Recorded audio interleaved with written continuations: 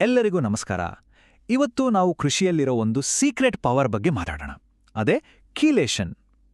ಈ ಒಂದೇ ಒಂದು ಪ್ರಕ್ರಿಯೆ ಇದೆಯಲ್ಲ, ಇದು ನಮ್ಮ ಬೆಳೆಗಳು ಪೋಷಕಾಂಶಗಳನ್ನ ಹೇಗೆ ತಗೊಳುತ್ತೆ ಅನ್ನೋ ರೀತಿಯನ್ನೇ ಪೂರ್ತಿ ಬದಲಾಯಿಸ್ಬಿಡ್ಬೋದು. ಬನ್ನಿ ಇದ್ರ ಬಗ್ಗೆ ಇನ್ನಷ್ಟು ತಿಳ್ಕೊಳ್ಳೋಣ. ಸರಿ, ಈ ಕಿಲೇಷನ್ ಅಂದ್ರೆ ಅಷ್ಟೊಂದು ಯಾಕೆ ಮುಖ್ಯ ಅಂತ ಅನ್ಸುತ್ತೆ ಅಲ್ವಾ?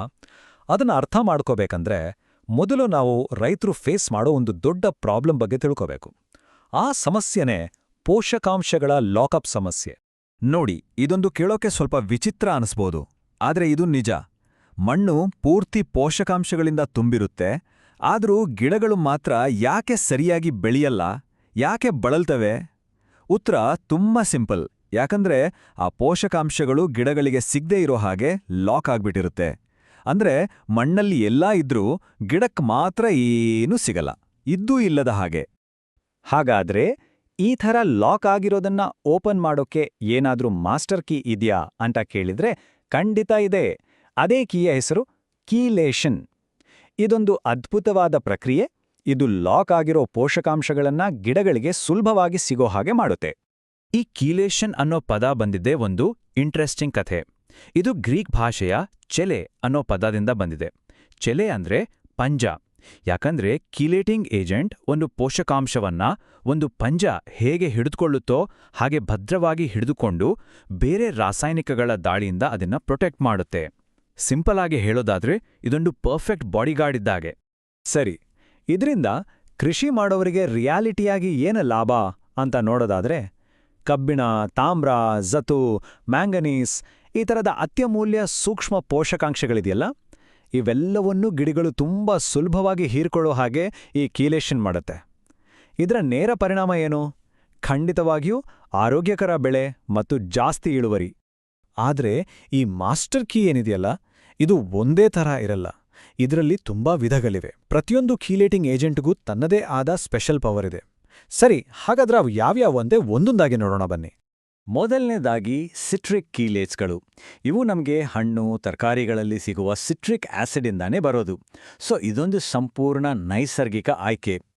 ಎರಡನೇದಾಗಿ ಅಮೋನಿಯೇಟೆಡ್ ಕೀಲೇಟ್ಗಳು. ಇವುಗಳ ವಿಶೇಷತೆ ಏನಂದ್ರೆ ಇವು ಪೋಷಕಾಂಶದ ಅಯಾನ್ಗಳನ್ನ ಸ್ಟೇಬಲ್ ಆಗಿ ಇಡೋಕ್ಕೆ ಹೆಲ್ಪ್ ಮಾಡ್ತವೆ. ಇದರಿಂದ ಅವು ಗಿಡಗಳಿಗೆ ಹೆಚ್ಚು ಸಮಯ ಲಭ್ಯವಿರುತ್ತವೆ. ಈಗ ಬರೋಣ ಇವತ್ತಿನ ನಮ್ಮ ಮುಖ್ಯ ವಿಷಯಕ್ಕೆ, ಹ್ಯೂಮಿಕ್ ಮತ್ತು ಫುಲ್ವಿಕ್ ಆಮ್ಲಗಳು. ಇವು ಮಣ್ಣಲ್ಲಿ ನೈಸರ್ಗಿಕವಾಗಿ ಸಿಗುವ ಆರ್ಗ್ಯಾನಿಕ್ ಆಸಿಡ್ಗಳು. ಒಂದು ರೀತಿ ಮಣ್ಣಿನ ಸಂಜೀವಿನಿಗಳು ಅಂತಾನೆ ಹೇಳಬಹುದು.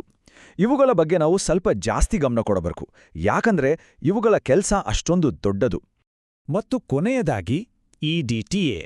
ಇದರ full form ethylene diamine tetra acetic acid. ಹೆಸರು ಸ್ವಲ್ಪ ಕಷ್ಟ ಇದೆ ಅಲ್ವಾ? ಚಿಂತೆ ಬೇಡ. ಸಿಂಪಲ್ ಆಗಿ ಹೇಳೋದಾದ್ರೆ ಇದು ಲ್ಯಾಬ್ನಲ್ಲಿ ತಯಾರು ಮಾಡುವ ಒಂದು ಸಿಂಥೆಟಿಕ್ ಕಾಂಪೌಂಡ್, ಅಂದ್ರೆ ಒಂದು ಕೃತಕ ಸಂಯುಕ್ತ. ಇದನ್ನ ಸಾಮಾನ್ಯವಾಗಿ ನೈಸರ್ಗಿಕ ಆಮ್ಲಗಳಿಗೆ ಒಂದು ಆಲ್ಟರ್ನೇಟಿವ್ ಆಗಿ ಬಳಸುತ್ತಾರೆ. ಸರಿ, ಹಾಗಾದ್ರೆ ಒಂದು ಕಡೆ ನೈಸರ್ಗಿಕವಾಗಿ ಸಿಗುವ ಹ್ಯೂಮಿಕ್, ಫುಲ್ವಿಕ್ ಆಮ್ಲಗಳು, ಇನ್ನೊಂದು ಕಡೆ ಲ್ಯಾಬ್ಲಿ ತಯಾರಿಸಿದ EDTA. ಇವೆರಡಕ್ಕೂ ಇರೋ ಮೇಜರ್ ವ್ಯತ್ಯಾಸಗಳು ಏನು? ಇದೇ ನಮ್ಮ ಇವತ್ತಿನ ವಿಶ್ಲೇಷಣೆಯ ಪ್ರಮುಖ ಭಾಗ. ಬನ್ನಿ ಇವೆರಡನ್ನೂ ಈಗ ಹೋಲಿಸಿ ನೋಡೋಣ. ಈ ಕೋಷ್ಟಕವನ್ನು ಗಮನಿಸಿ. ಮೊದಲಿಗೆ ಇವುಗಳ ಮೂಲ ಯಾವುದು? ಹ್ಯೂಮಿಕ್ ಮತ್ತು ಫುಲ್ವಿಕ್ ಆಮ್ಲಗಳು ಮಣ್ಣು ಮತ್ತು ಪೀಟ್ನಿಂದ ಬರೋದು, ಅಂದ್ರೆ ಪಕ್ಕಾ ನ್ಯಾಚುರಲ್. ಆದ್ರೆ EDTA ಇದು ಸಂಪೂರ್ಣವಾಗಿ ಮನುಷ್ಯ ನಿರ್ಮಿತ, ಅಂದ್ರೆ ಸಿಂಥೆಟಿಕ್. ಇನ್ನು ಎರಡನೇ ವ್ಯತ್ಯಾಸ ಇವುಗಳ ಕೆಲಸ ಮಾಡೋ ರೀತಿ. ನೋಡಿ, ನೈಸರ್ಗಿಕ ಆಮ್ಲಗಳು ನಾವು ಗಿಡಗಳಿಗೆ ಹಾಕಿದ ಗೊಬ್ಬರದ ಜೊತೆಗೆ ಮಣ್ಣಲ್ಲಿ ಮೊದಲೇ ಲಾಕ್ ಆಗಿ ಕೂತಿರೋ ಪೋಷಕಾಂಶಗಳನ್ನು ಅನ್ಲಾಕ್ ಮಾಡಿ ಗಿಡಕ್ಕೆ ಕೊಡುತ್ತೆ. ಆದ್ರೆ EDTA ಕೆಲಸ ಹಂಗಲ್ಲ. ನಾವು ಅದರ ಜೊತೆ ಏನ್ ಹಾಕ್ತೀವೋ ಆ ಪೋಷಕಾಂಶವನ್ನ ಮಾತ್ರ ಗಿಡಕ್ಕೆ ತಲುಪಿಸುತ್ತೆ ಅಷ್ಟೇ. ಕೊನೆಯದಾಗಿ ಇವುಗಳ ಪರಿಣಾಮ. ಹ್ಯೂಮಿಕ್ ಮತ್ತು ಫುಲ್ವಿಕ್ ಆಮ್ಲಗಳು ಮಣ್ಣಿನ ಒಟ್ಟಾರೆ ಆರೋಗ್ಯವನ್ನೇ ಚೆನ್ನಾಗಿ ಮಾಡ್ತವೆ. ಆದರೆ EDTA ಹೆಚ್ಚಿನ ರಾಸಾಯನಿಕಗಳ ಜೊತೆ ಚೆನ್ನಾಗಿ ಹೊಂದಿಕೊಳ್ಳುತ್ತೆ, ಆದರೆ ಅದರ ಕೆಲಸ ಅಲ್ಲಿಗೇ ಮುಗಿಯುತ್ತೆ. ಆದರೆ ಹ್ಯೂಮಿಕ್ ಮತ್ತು ಫುಲ್ವಿಕ್ ಆಮ್ಲಗಳ ಕತೆ ಅಷ್ಟಕ್ಕೆ ಮುಗಿಯಲ್ಲ. ಅವು ಕೇವಲ ಪೋಷಕಾಂಶಗಳನ್ನು ಹಿಡಿದುಕೊಡುವ ಪಂಜ ಅಷ್ಟೇ ಅಲ್ಲ, ಅವು ಅದಕ್ಕಿಂತ ಬಹಳ ದೊಡ್ಡ ಕೆಲಸ ಮಾಡ್ತವೆ. ಒಂದು, ಮಣ್ಣಿನ ರಚನೆಯನ್ನೇ ಸುಧಾರಿಸ್ತವೆ, ಫಲವತ್ತತೆಯನ್ನ ಹೆಚ್ಚಿಸ್ತವೆ. 2, ಮಣ್ಣಲ್ಲಿರುವ ಉಪಯುಕ್ತ ಸೂಕ್ಷ್ಮಜೀವಿಗಳ ಚಟುವಟಿಕೆಗೆ ಪ್ರೋತ್ಸಾಹ ಕೊಡ್ತವೆ. ಮತ್ತು 3, ಮಣ್ಣಿನಲ್ಲಿ ತೇವಾಂಶವನ್ನ ಹಿಡಿದಿಟ್ಕೊಳ್ಳೋ ಶಕ್ತಿಯನ್ನ ಹೆಚ್ಚಿಸ್ತವೆ. ಅಂದ್ರೆ ಇದು ಬರೀ ಗಿಡಕ್ಕೆ ಕೊಡುವ ಟ್ರೀಟ್ಮೆಂಟ್ ಅಲ್ಲ, ಇದು ಇಡೀ ಮಣ್ಣಿನ ಆರೋಗ್ಯದ ಮೇಲೆ ಮಾಡೋ ಒಂದು ಲಾಂಗ್ ಟರ್ಮ್ ಇನ್ವೆಸ್ಟ್ಮೆಂಟ್ ಇದ್ದ ಹಾಗೆ. ಸರಿ, ಇಷ್ಟೆಲ್ಲ ಮಾಹಿತಿ ತಿಳ್ಕೊಂಡ್ಮೇಲೆ ಯಾವುದನ್ನ ಆಯ್ಕೆ ಮಾಡ್ಕೋಬೇಕು? ನ್ಯಾಚುರಲ್ ಇದೆಯಲ್ಲ ಅದನ್ನ ಅಥವಾ ಸಿಂಥೆಟಿಕ್ ಇದೆಯಲ್ಲ ಅದನ್ನ? ಉತ್ತರ ನಮ್ಮ ಗುರಿ ಏನು ಅನ್ನೋದ್ರಲ್ಲೇ ಇದೆ. ನಮ್ಮ ಪೋಷಕಾಂಶ ವಿತರಣಾ ಸ್ಟ್ರಾಟಜಿ ಹೇಗಿರ್ಬೇಕು ಅನ್ನೋದ್ರ ಮೇಲೆ ಇದು ನಿಂತಿದೆ. ಈ ಒಂದು ಹೇಳಿಕೆ ಎಲ್ಲವನ್ನೂ ಒಂದೇ ಮಾತಲ್ಲಿ ಹೇಳುತ್ತೆ. ಕೀಳೇಶನಾಧಾರಿತ ರಸಗೊಬ್ಬರಗಳು ಬೆಳೆಗಾರರಿಗೆ ತಮ್ಮ ಪೋಷಣಾ ಕಾರ್ಯಕ್ರಮಗಳನ್ನ ಇನ್ನಷ್ಟು ಉತ್ತಮಪಡಿಸಲು ಒಂದು ಪರಿಣಾಮಕಾರಿ ಪರಿಹಾರವನ್ನ ಕೊಡ್ತವೆ. ಇದರ ಅರ್ಥ ಇಷ್ಟೇ: ಕೀಳೇಶನ್ ಅನ್ನೋದು ಒಂದು ತುಂಬಾನೇ ಪವರ್ಫುಲ್ ಟೂಲ್. ಆದರೆ ಆ ಟೂಲನ್ನ ನಾವು ಹೇಗೆ, ಯಾವ ಉದ್ದೇಶಕ್ಕೆ ಬಳಸ್ತೀವಿ ಅನ್ನೋದು ಬಹಳ ಮುಖ್ಯ.